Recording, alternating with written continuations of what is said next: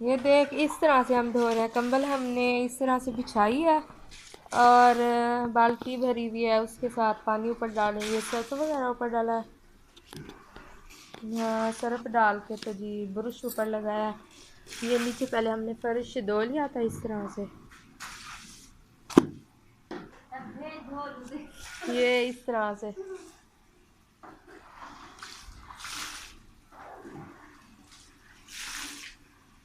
ये कंबल को घर में धुलाई करना थोड़ा मुश्किल तो है, लेकिन ये है कि इस तरह से आप इसको धो के, तो अगर किसी किसी चेयर या चारपाई के ऊपर रख दो, और जब पानी इसका बिल्कुल इससे निचड़ जाएगा तो फिर इसको किसी तार या फिर दीवार या किसी ऐसी जगह पर डालो जिससे ये खुश्क हो जाएगी। 4-5 दिन लग ही जाएंगे।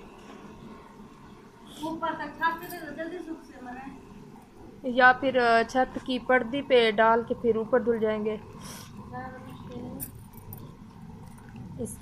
इस तरह से इसका पानी निचोड़ के, तो ये देखो, ये इस तरह से इसकी मैल निकल जाएगी।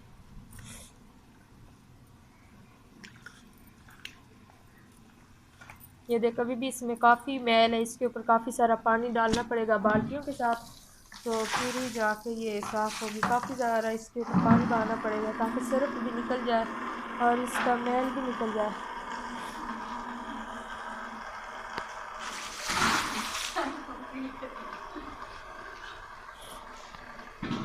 फिर इसको बैक साइड पे भी पलटेंगे, इसके ऊपर भी पानी डालेंगे। पानी डालने के बाद फिर इसको हमने रख देना चेयर पे।